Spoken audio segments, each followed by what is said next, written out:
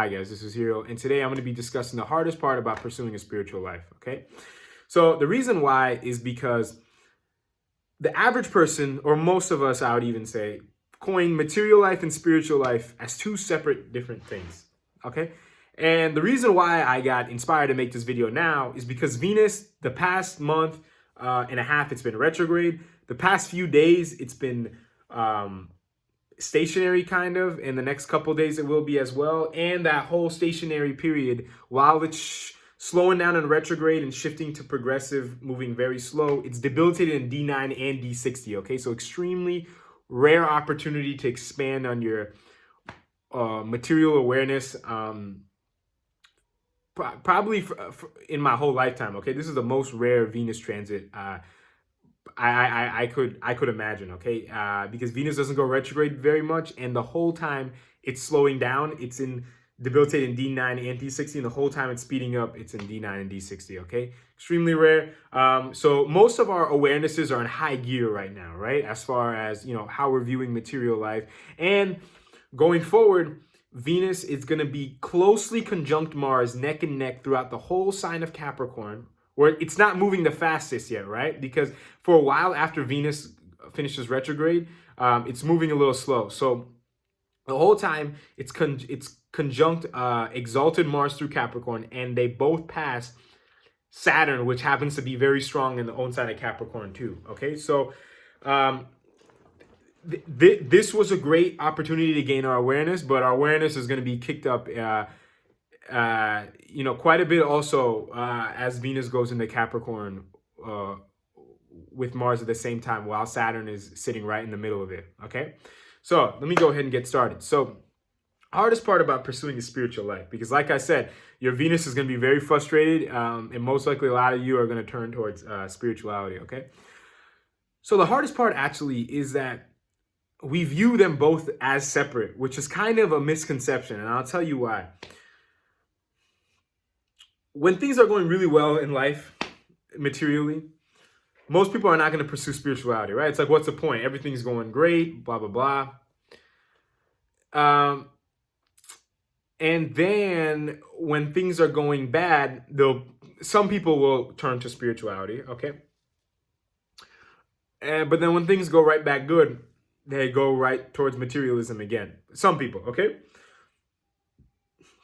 Or even if you don't do it to this extreme, you do it a little bit. When things are going a little bit better materially, your spiritual life kind of slacks, okay? I'm guilty of this as well, okay? I'm pretty sure everyone at some point in time has been guilty of this, okay? Nobody's perfect. But I will explain to you, if you're not aware, how detrimental this can be in the long run, okay? But like I said, it is natural to an extent to do this, okay? We're all humans. So when you do this, what happens is your spiritual life kicks into gear only when your material life is not doing well, or your spiritual life kicks up a lot more when you're not doing that well materially. Well, what happens is your ego is developing validation from your spiritual life. Okay, so you're kind of using spirituality as kind of like a void. Okay, just like how when people are not like doing too successful in life, or they have relationship problems, they drink, they watch TV, all this stuff, we're going towards spirituality as like a void. Okay, which isn't the best. Why? Because it's not, you're developing like a spiritual ego, per call it, you want to call. And I have a video on spiritual ego versus true spirituality. But you're unintentionally developing a little bit of a spiritual ego when you have no choice, and then or when it gets really broken, which is fine at the beginning, right? But eventually we need to start pursuing spirituality more genuinely, even when things are going well, right? The most 4 best houses in astrology to pursue spirituality are 5, 9, and 8 and 12, okay? 8 and 12 are the 2 quote-unquote worst houses in astrology, and 5 and 9 are the 2 best. But they're all 4 of them, the best and the worst, are all the most spiritual and can bring the most spiritual intuition, okay? So it's very important. The hardest part about pursuing spirituality, it's the fact that we're using it as we're using it as ego validation when things are not going well. When in reality, we should be pursuing it when things are going well as well, so that we're truly developing our spiritual wisdom and all that kind of stuff, not just using it as a void when things are not going well, okay? Because if we're doing it like that, one, we're a little bit resentful when we have to do it, okay? Yeah, it's like you have to do it when things are going bad, blah, blah.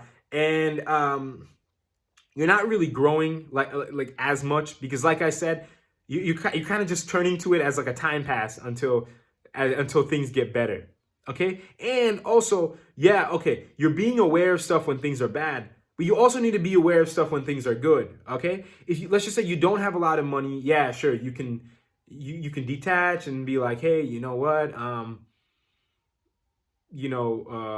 Let's just say you detach and find some other stuff you value about yourself or whatever. But also, let's just say you have a lot of money, let's just say hypothetically millions or something like that. You also need to understand that those $1 million are not you. That's another half of the coin. But most people, they don't ever develop that other half of the coin, okay? Which as a consequence makes it harder for their spiritual life as a whole. Okay? There's nothing wrong with money. Okay, to an extent. It's not. There's nothing wrong with money. It's more about your mindset. Okay, so we all have desires, right? We all took this birth for certain desires. Now we should fulfill our desires just without getting too attached to exactly how they're going to get fulfilled. Okay, but what happens is when we get attached to when they get fulfilled, most likely we turn away from spirituality because our egos are so focused on how the desires are getting fulfilled, and then eventually when the desires like they you start to suffer materially and stuff like that, then you turn towards spirituality. But when things are going bad, but when things are going good, it's also just as important to pursue spirituality as well. Okay, so the hardest part of spirituality, like I said, is the ego validation. Now, what needs to happen here is that, okay, meditation and like becoming aware or increasing awareness or intuition or connecting to higher consciousness, whatever, it's not something you just do for 15 minutes a day or an hour a day, whatever, and then the rest of your life you just do whatever you want. Gaining awareness, being intuitive, it's a way of life, okay? It's something that happens 24/7, okay? While I'm driving, I'm aware of everything, okay? Not just, aware, but I'm aware spiritually, okay? While I'm talking to someone, I'm aware of exactly why I'm saying the things I'm saying, why they could be saying the things they're saying, stuff like that. While I'm eating, why I'm eating the things I'm doing, why other people are doing the things they're doing. Without judgment, right? But yeah, like I said, awareness is not something you just do for 15 minutes a day during meditation, okay? So the answer to this video question, it's like a few part thing, okay? It's one, breaking down the barrier between material life and spiritual life, okay? It's all the same. Two, stop using spirituality for your own ego validation. And three, learn to pursue spirituality when things are going good just as much as when things are going bad, okay? Because that's the other half of the coin, okay? Pursuing spirituality when things are going bad, that kind of is like your heart, your fourth chakra energy. Hey, your fourth chakra energy, where it's like, you learn to see that spiritual energy is everywhere, okay? Which is something you develop when things are going bad. But if you pursue spirituality when things are going really good, that's more like fifth chakra energy, okay? The throat chakra, where you understand that all of this is just spirituality, okay? All this material stuff, it's really all an illusion, okay? You can watch my my Kundalini video for that, okay? But like fourth chakra energy is more representative of like just noticing that in this world there's spiritual energy, okay? And fifth chakra energy is noticing that everything at the end of the day is just spiritual energy, kind of, okay? So that's kind of what that represents. When you pursue spirituality when things are going bad, that's more like fourth chakra energy, where it's like, okay, you notice that, there's stuff beyond the material, and fifth chakra it's more like the material is just completely an illusion. Okay, that's when you pursue spirituality, even when things are going the best. Okay, the whole chakra things, it's pretty controversial, but I just want you to pick up the analogy I was trying to say, just so you guys can kind of learn from that. Okay, so hopefully this made sense. Yeah, don't pursue spirituality as a time pass. Pursue it even when your material life is going extremely well. And what was the other thing? I definitely said it somewhere in this video. Okay, so if you have any questions or comments, let me know. And until next time, talk to you guys later. Thank you.